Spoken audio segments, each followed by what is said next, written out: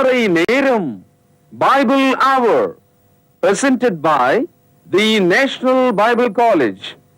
கிறிஸ்துவின் சபையார் உங்களை வாழ்த்துகிறார்கள். Welcome to satellite Bible classes. வணக்கம் வாலிப கண்மணிகளே, அன்பு தமிழ் சொந்தங்களே, மீண்டும் இந்த நிகழ்ச்சியில் உங்களை சந்திப்பதில் எல்லையற்ற மகிழ்ச்சி.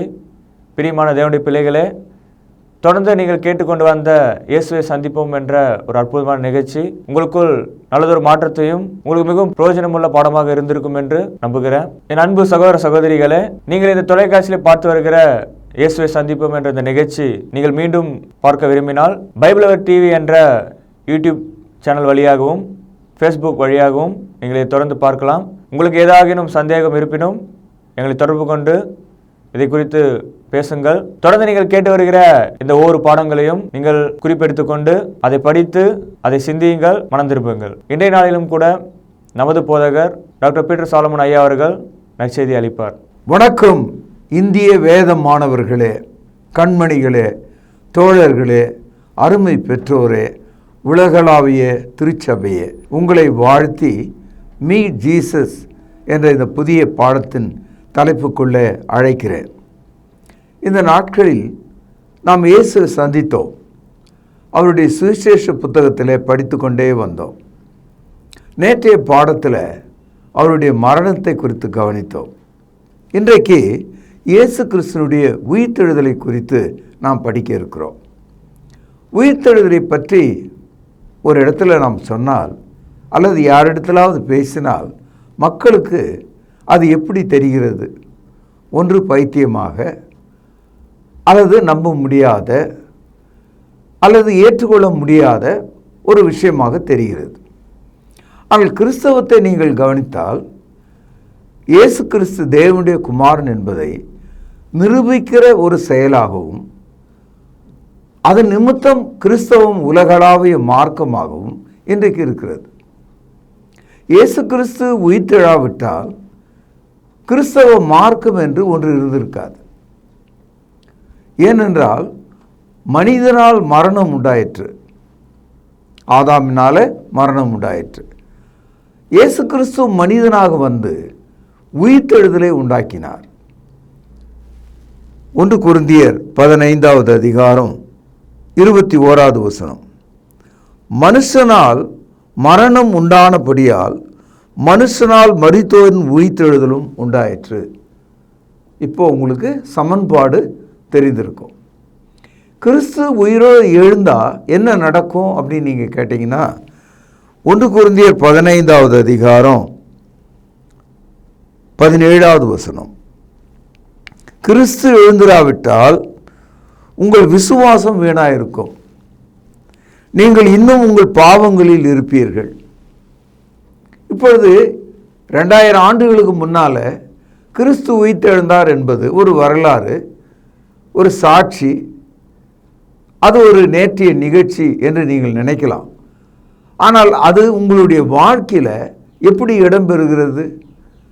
இயேசு கிறிஸ்துனுடைய உயிர்த்தெழுதலை முன்னிட்டு நீங்கள் தேவனிடத்தில் விசுவாசம் உள்ளவர்களாக இருக்கிறீர்கள்.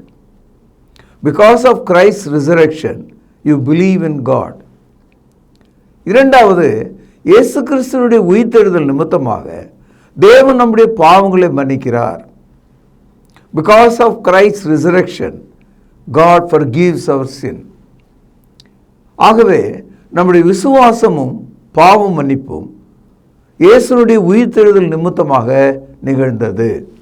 ரோமருக்கு எழுதிய நிருபம் 1வது அதிகாரம் 5வது வசனத்தை பாருங்கள். மாம்சத்தின்படி தாவீதின் சன்னதியில் பிறந்தவரும் பரிசுத்தம் உள்ள ஆவியின்படி தேவனுடைய சுதன் என்று மரித்தோரிலிருந்து உயிர்த்தெழுந்ததனாலே, கவனியுங்கள், பலமாய் நிரூபிக்கப்பட்ட தேவனுடைய குமாரனுமாயிருக்கிறார். இந்த வசனத்தை பவுலடியார் அக்கால ரோம மக்களுக்கு, ரோம அரசாங்கத்துக்கு இந்த தகவலை தெரிவிக்கிறார். இந்த வசனத்தில் ஒரு மரம் என்று எடுத்துக்கொண்டால் அதன் வேறு பகுதியிலிருந்து நாம் அதை பேச வேண்டும். இயேசு கிறிஸ்துவை நாம் தெரிந்து கொள்ளும்போது அவருடைய வேர் பகுதியை குறித்து இந்த வசனத்தில் பேசப்பட்டிருக்கு. தாவீதின் சந்ததியில் பிறந்தவர். அப்படியானால் இயேசு கிறிஸ்து திடீரென்று காற்றிலே வந்த ஒரு தூசியைப் போல வந்து அவர் போகவில்லை. அவர் ஒரு குடும்ப அட்டவணையின் கீழ் வருகிறார். ஆபிரகாமிலிருந்து இயேசு கிறிஸ்து 42வது தலைமுறை. அவர் மனிதர்களுடைய வம்ச கோட்டிலே வரலாற்றிலே உடலோடு உடலாக அவர் உலகத்திலே பிறந்தார். ஒரே மனுஷனால் மரணம் உண்டாயிற்று, அதே மனுஷனாலே அவனுக்கு உயிர்த்தெழுதல் உண்டாயிற்று. Since the death came by a man, so also the resurrection came by a man. ஆகவே தேவனுடைய ஒரு தெளிவான திட்டத்தை நாம் இங்கே பார்க்கிறோம். இன்னும் கூடுதலாக இயேசு கிறிஸ்துவினுடைய உயிர்த்தெழுதல் பலமாய் நிரூபிக்கப்பட்ட தேவனுடைய குமாரனாக அவர் இருக்கிறார் என்பது தெரிய வருகிறதாம். அதாவது ஏதோ ஒரு பேச்சு வாக்கில் அப்படி தான் சொல்கிறாங்க, கிறிஸ்தவங்க சொல்லிட்டு அலையிறாங்க, இங்கே அவங்க ஜனங்க அப்படி சொல்கிறாங்க அப்படின்னு பேசாமல் பவுலடியார் சொல்கிறார், பலமாய் நிரூபிக்கப்பட்ட தேவனுடைய குமாரனாக இருக்கிறார், அவருடைய உயிர்த்தெழுதல் இருக்கிறது. சகோதரர்களே, இயேசுனுடைய உயிர்த்தெழுதலை குறித்து பேசும்போது அது ஒரு மூலையில் நடந்த ஒரு சம்பவம் போல் இல்லாமல் உலகளாவிய ஒரு செய்தியாக இருக்கிறது. அது பலமாக நிரூபிக்கப்பட்ட ஒரு செய்தியாக இருக்கிறது. இந்த இயேசு கிறிஸ்துவினுடைய உயிர்த்தெழுதலை மத்தேயு 28ஆம் அதிகாரம், மார்க்கு 16ஆம் அதிகாரம், லூக்கா 24ஆம் அதிகாரம், யோவான் 20ஆம் அதிகாரம், இந்த அதிகாரங்கள் அனைத்தும் இயேசுனுடைய உயிர்த்தெழுதலை குறித்து பேசுகிறது. அன்பு சகோதரர்களே, இயேசு கிறிஸ்துவை சிலுவையிலிருந்து இறக்கி அவரை ஒரு புதிய கல்லறைக்குள்ளே வைத்து பெருங்கல்லை மூடி அதை முத்திரையிட்டு காவல் பண்ணி பத்திரமாக வைத்தார்கள். ஆனால் 3வது நாள் விடிந்து வரும்போது, அதாவது ஒரு ஞாயிற்றுக்கிழமை விடியற் காலையில் வானத்திலிருந்து தூதர்கள் இறங்கி வந்து அந்த பெரும் பாறாங்கல்லை புரட்டி அதன் மேல் உட்கார்ந்து உள்ளே இருந்த இயேசு அவரை சுற்றியிருந்த பிரேத சீலைகளை எல்லாம் கழற்றி மடித்து வைத்துவிட்டு புதிய சரீரமாக, புதிய உடலாக அவர் மரித்தெழுந்து எழும்பினார். அவருக்கு ஒரு உடல் இருந்தது. அந்த உடலிலே அவர் நடந்து சென்றார். அவர் பூட்டிய அறைகளுக்குள் வந்து சேர்ந்தார். தமது அப்போஸ்தலர்களை சந்தித்தார். ஒரு கட்டத்தில் அவர்களோடு உணவு உண்டார். அவர்களுக்கு விசுவாசமுள்ள வார்த்தைகளை அறிவித்தார், தேற்றினார். தேவனுடைய ராஜ்யத்தை குறித்து பேசினார். இவ்விதமாக உயிர்த்தெழுந்த இயேசு ஒரு சனத்தில் காணாமல் போகாமல் 40 நாள் அளவும் தம்முடைய அப்போஸ்தலரோடு வாழ்ந்தார். இந்த தகவல் உங்களுக்கு ரொம்ப ஆச்சரியமாக இருக்கும்னு நான் நினைக்கிறேன். Christ was resurrected and he was not disappeared immediately. He was with his apostles almost 40 days, day and night, encouraging them and exposing the kingdom of God, what it be. எது தேவனுடைய ராஜ்யம் என்பதை அவர்களிடத்தில் சொன்னார். அன்பு சகோதரர்களே, 40 நாள் அவர் உபவாசமாக இருந்தார் என்ற ஒரு தகவலை முன்னே நாம் படித்தோம். 40 நாள் தான் உயிரோடு இருக்கிறதை பலமாக தமது அப்போஸ்தலர்களுக்கு அவர் நிரூபணம் செய்தார். அவரை கண்டார்கள். அதனால்தான் அப்போஸ்தலர்களுடைய முதல் ஆப்பர்ச்சுனிட்டி, முதல் வாய்ப்பு பெந்தேகோஸ்தே தினமன்று பரிசுத்தாவினால் அவர்கள் ஞானஸ்தானம் பெற்று இஸ்ரவேலர்கள் எல்லாருக்கும் முன்னாலே அந்த அறுவடை பண்டிகை, அதாவது பெந்தேகோஸ்தே என்ற பண்டிகை அன்றைக்கு எருசலேம் நகரத்தில் 1000-10,000 ஜனங்கள் மத்தியிலே எழுந்து நின்று அப்போஸ்தலர்கள் போதித்த போது அவர்களுடைய போதனையினுடைய சுருக்கத்தை நீங்கள் கவனித்தால் அது உங்களுக்கு மிகவும் ஆச்சரியமாக இருக்கும். அப்போஸ்தலர் நடபடிகள் 2வது அதிகாரம், இங்கே ஒரு தகவலை அப்போஸ்தலர்கள் சொல்கிறார்கள். கவனியுங்கள். 4வது வசனம், தேவன் அவருடைய மரண உபாதைகளின் கட்டை அவிழ்த்து அவரை எழுப்பினார், அவர் மரணத்தினால் கட்டப்பட கூடாதிருந்தது. அதாவது இயேசு கிறிஸ்து கல்லறைக்குள் இருந்தபோது அவருடைய கட்டை தேவன் அவிழ்த்தார், அவர் மரித்தோர்ந்து எழுந்தார், மரணம் அவரை தொடர்ந்து கட்ட முடியாது. இது ஒரு தீர்க்கதரிசனம். இது சங்கீதம் 16:8 முதல் 11 வசனங்களில் படிக்கிறோம். பாருங்கள், அப்போஸ்தலர் நடபடிகள் 2ஆம் அதிகாரம் 25வது வசனம். அவரை குறித்து தாவீது, கர்த்தரை எனக்கு முன்பாக நிறுத்தி கொண்டிருக்கிறேன், நான் அசையாதபடிக்கு அவர் என் வலது பார்சத்தில் இருக்கிறார், அதனால என் இருதயம் மகிழ்கிறது, என் நாவு களி கூர்ந்தது, என் மாம்சமும் நம்பிக்கையோடு தங்கியிருக்கும். தாவீது சொல்கிறார், என் ஆத்துமாவை பாதாளத்தில் விடீர், உம்முடைய பரிசுத்தர் அழிவை காண ஒட்டீர். தாவீதினுடைய உடலில் வந்தவராகிய இயேசு கிறிஸ்துனுடைய மரணத்தை குறித்து பேசும்போது அவருடைய ஆத்துமாவை பாதாளத்தில் விடமாட்டீர், அவருடைய அழிவை நீர் காண மாட்டீர் என்று சங்கீதத்தில் பேசுகிறார். இன்னும் தொடர்ந்து பாருங்கள், 28வது வசனம், ஜீவ மார்க்கங்களை எனக்கு தெரியப்படுத்தினீர், உம்முடைய சன்னிதானத்திலே என்னை சந்தோஷத்தினால் நிரப்பினீர் என்று சொல்கிறார். இயேசுனுடைய உயிர்த்தெழுதலை குறித்து தாவீது சங்கீதம் பாடும் பொழுது மகிழ்ச்சியோட அந்த நிகழ்ச்சிக்காக கடவுளுக்கு நன்றி செலுத்துகிறார். கம்பீர சத்தமிடுவேன் என்று சொல்லுகிறார். ஏனென்றால் தேவன் தமது குமாரனுடைய மரணத்தை, அவருடைய கட்டுகளை, அவரை பாதாளத்தில் விடாமல் கட்டவிழ்த்து அவரை சுதந்திரமாக அவர் உயிர்த்தெழுந்தார் என்ற அந்த செய்தி என்னை மகிழ்வடைய செய்கிறது.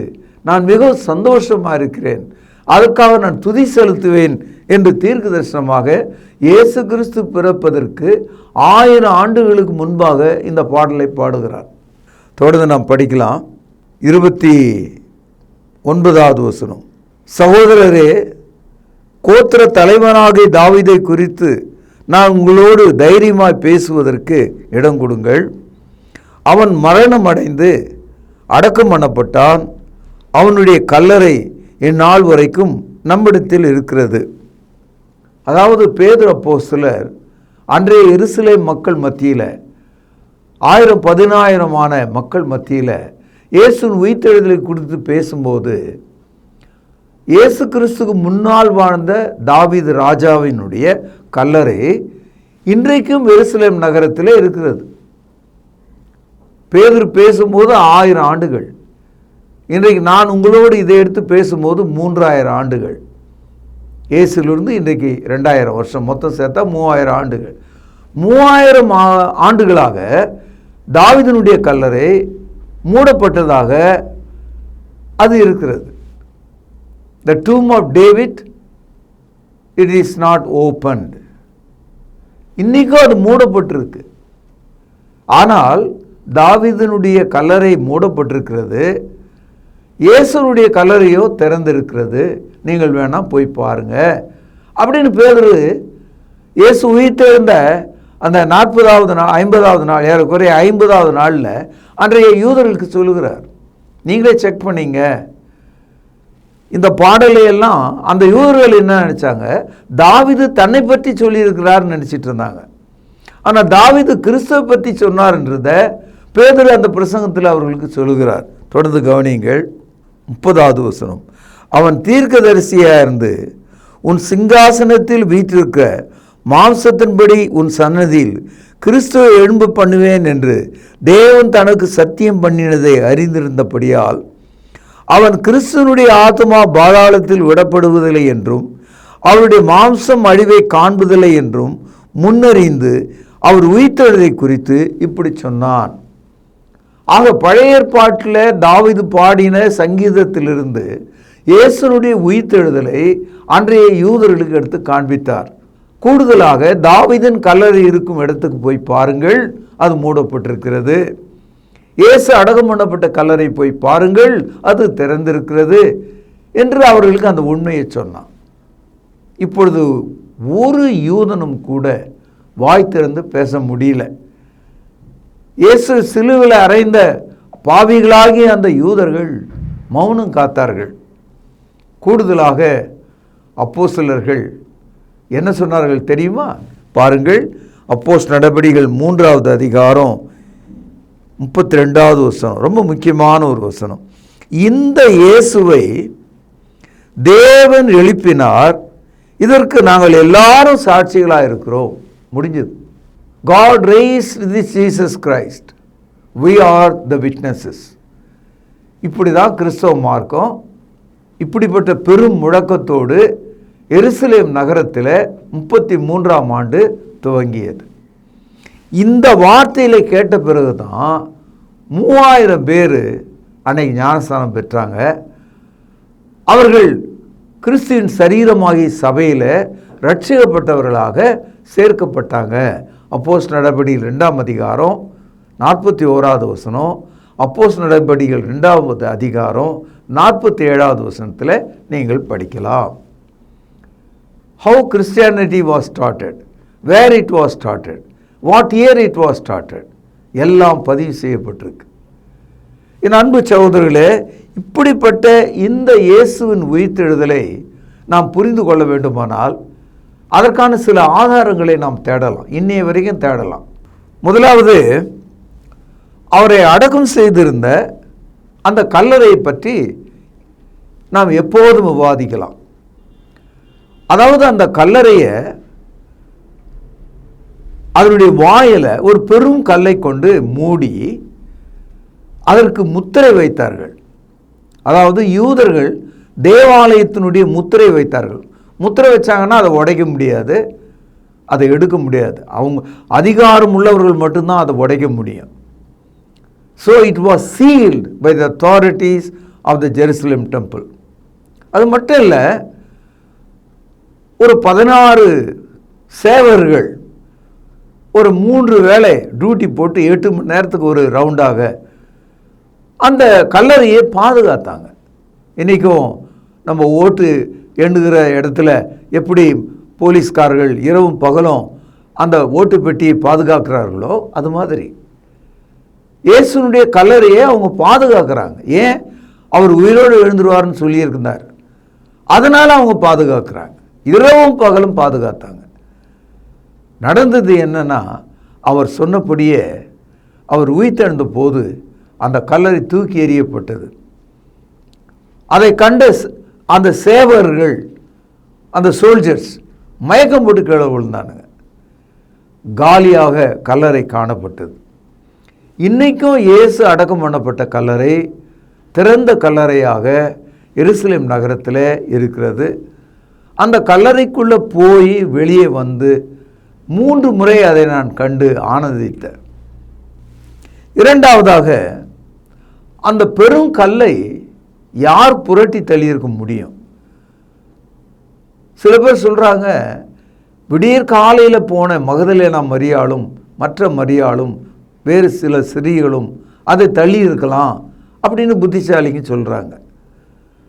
4 பெண்ணால் அந்த கல்லை தள்ள முடியாது. 100 பெண் சேர்ந்தாலும் அது அசைப்பது கஷ்டம். அவ்வளோ பெரிய பாறாங்கல் அது. அதை தேவ தூதர்கள் தள்ளினார்கள் என்ற ஒரு கருத்தை யோவான் 20ஆம் அதிகாரம் 12வது வசனத்தில் படிக்கிறோம்.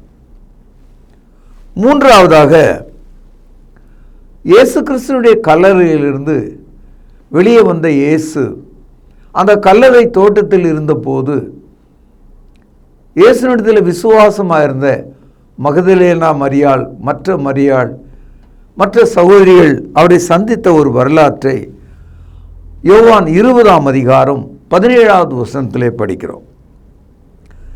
நான்காவதாக, இயேசு கிறிஸ்து மரித்தோரிலிருந்து எழுந்த அனுபவத்தை அப்போஸ்தலர்கள் அவர்கள் வீட்டை பூட்டிக் கொண்டு உள்ளே பயந்து ஒளிந்து இருந்த போது பூட்டப்பட்ட கதவை திறவாமலேயே இயேசு ஒரு புதிய உடலோடு இருந்ததுனால அவர் அந்த அறைக்குள்ளே வந்து அவர்களுக்கு சமாதானம் சொன்னார். அதாவது அந்த 40 நாளில் ஏறக்குறைய 6 முறை அவர்களை எப்போதும் அவர் சந்திக்கிறவராக இருந்தார். இந்த தகவலை அப்போஸ்தலர்கள் ஒன்று சேர்த்து தான் அப்போஸ்தலர் நடவடிக்கைகள் 2:32 சொல்றாங்க, தேவன் இந்த இயேசு கிறிஸ்துவை மரித்தோரிலிருந்து எழுப்பினார் என்று சொன்னாங்க. ஐந்தாவதாக ஒரு முக்கியமான செய்தி, 6வது வசனம். தயவுசெய்து இதை பேனாவில் குறிச்சுங்க. 1 கொரிந்தியர் 15:6. அதன் பின்பு அவர் 500 பேருக்கும் அதிகமான சகோதரருக்கும் ஒரே வேளையில் தரிசனமானார். அவர்களில் அநேகர் இந்நாள் வரைக்கும் இருக்கிறார்கள், சிலர் மாத்திரம் நித்திரை அடைந்தார்கள். அதாவது இயேசு கிறிஸ்துவினுடைய உயிர்த்தெழுதலுக்கு பிறகு ஏறக்குறைய ஒரு 15 ஆண்டுகளுக்கு பிறகு பவுல் அப்போஸ்தலர் இந்த காட்சியை குறித்து பேசுகிறார். 1 கொரிந்தியர் என்ற புத்தகம் ஏறக்குறைய கிறிஸ்துக்கு பிறகு 60-62வது ஆண்டு எழுதப்பட்டது. ஆக 40 ஆண்டுகள் கழித்து எழுதுகிற இந்த வரிசையில் பவுலடியார் பரிசுத்த ஆவியினால் ஒரு செய்தியை சொல்லுகிறார். The resurrected Christ was seen over 500 people என்று சொல்கிறார்.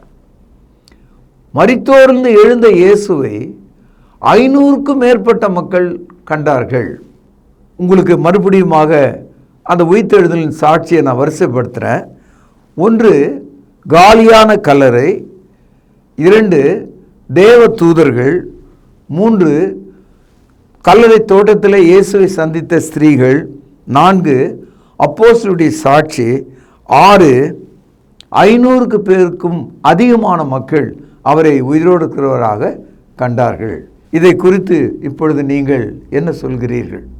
யோவான் எழுதிய சுவிசேஷம் 20வது அதிகாரம் 26 முதல் சில வசனங்களை வாசிக்கிற கவனியுங்கள்.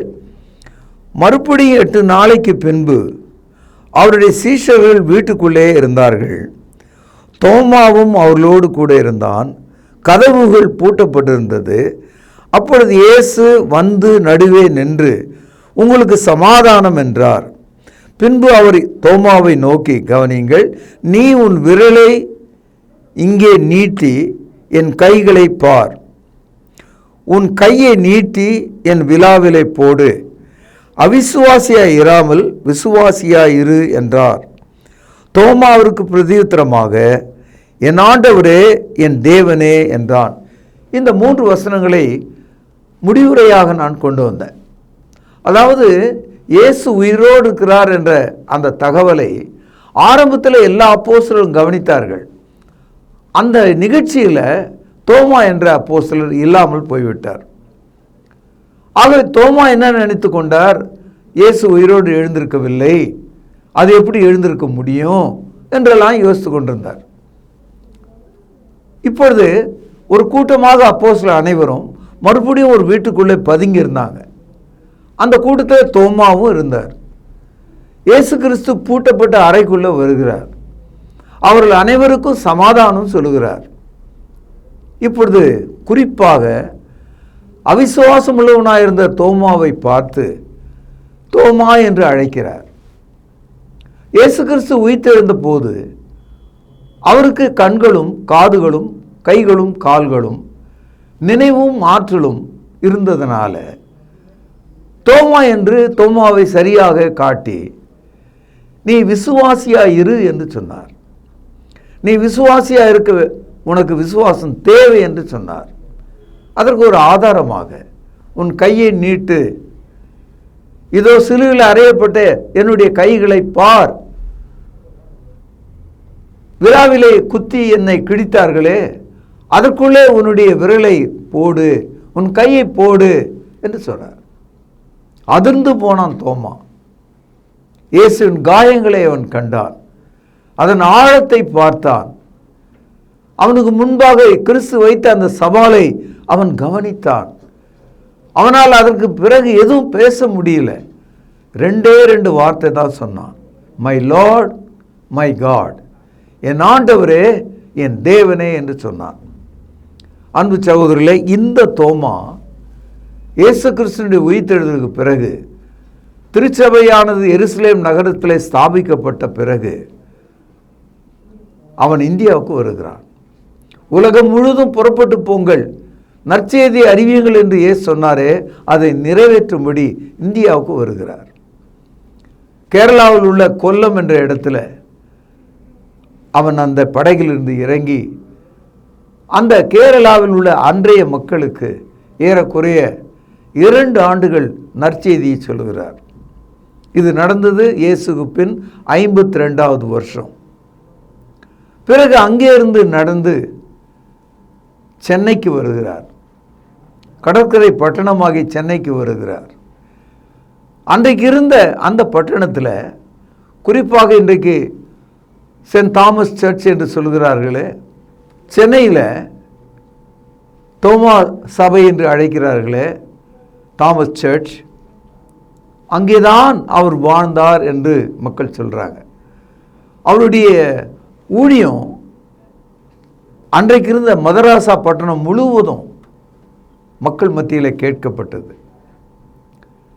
இன்னைக்கு மயிலாப்பூரில் இயேசுவை குறித்த ஒரு தகவல், கபாலீஸ்வரர் என்ற ஒரு வார்த்தையை நீங்கள் கேட்டிருப்பீங்க. கபாலம் என்றால் மண்டை என்று அர்த்தம், மண்டை ஓடு என்று அர்த்தம். இன்றைக்கும் வடமொழியில் ஆண்டவர் என்ற வார்த்தையை ஈஸ்வர் என்று சொல்கிறாங்க. நீங்கள் கொஞ்சம் சிந்திச்சு பார்க்கணும், யாரை பற்றி யார் சொல்லியிருக்காங்கன்னு. அதனால தான் பெருவாரியான கிறிஸ்தவர்கள் சென்னையில் இன்னைக்கு இருக்கிறாங்க. ஒரு விரோதி அவரை ஈட்டியால் குத்தினான். அவருடைய முதுகில் விழுந்த அந்த ஈட்டியோட அவர் இன்றைக்கு சொல்லப்படுகிற இந்த சென்ட் தாமஸ் மவுண்ட் என்ற அந்த சின்ன மலைக்குன்றில் ஓடி அங்கே விழுந்து செத்து போனார். ஏறக்குறைய தோமா தமிழ்நாட்டில் 20 வருஷம் இருந்தார்.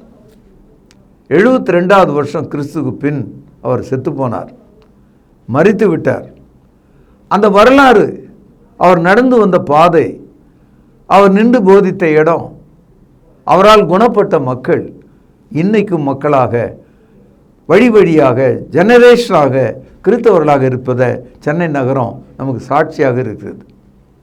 என் அன்பு சகோதரர்களே, மரித்தோர்ந்த இயேசு கிறிஸ்து உங்களுக்கு விசுவாசத்தை தந்து உங்கள் பாவங்களை மன்னிக்கிறார் என்பதை நீங்கள் விளங்கிக் கொள்ளத்தக்கதாக இந்த நற்செய்தியை அறிந்து கொள்ளுங்கள், விசுவாசியுங்கள். தொடர்ந்து மீண்டும் ஒரு புதிய செய்தியோடு உங்களை சந்திக்கும் வரை இன்றைய செய்தியை நான் இங்கே நிறைவு செய்கிற பிரார்த்தனை செய்வோம்.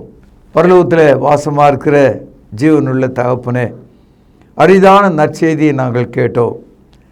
கேட்ட மக்கள் அதை குறித்து சிந்திக்கவும் ஆய்வு செய்யவும் அதை குறித்து யோசிக்கவும் தருணம் தாரும். இயேசு கிறிஸ்து உயிர்த்தெழாவிட்டால் விசுவாசம் வீணாயிருக்கும், நம்பிக்கை கெட்டுப்போயிருக்கும், நாங்கள் இன்னும் பாவங்களில் இருப்போம் என்று அறிந்திருக்கிறோம். இயேசு கிறிஸ்து உயிர்த்தெழுந்ததினாலே விசுவாசம் உண்டாயிற்று, நம்பிக்கை உண்டாயிற்று, பாவ மன்னிப்பு உண்டாயிற்று என்று நன்றி தெரிவிக்கிறேன். ஆண்டவரும் கர்த்தரும் இரட்சகருமாக இருக்கிற இயேசுவின் பெயரால் இந்த ஜெபத்தை ஏறெடுக்கிறேன். பரிசுத்த நிறைந்த எங்கள் நல்ல பிதாவே, ஆமென். தொடர்பு கொள்ள வேண்டிய முகவரி: திருமறை நேரம், 58 சர்ச் தெரு, குமரன் நகர், சென்னை 6,82,000. செல்போன் 9385500882. கர்த்தாவே, தேவர்களில் உமக்குப்பானவர் யார்? வானத்திலும் பூமியிலும் உமக்குப்பானவர் யார்?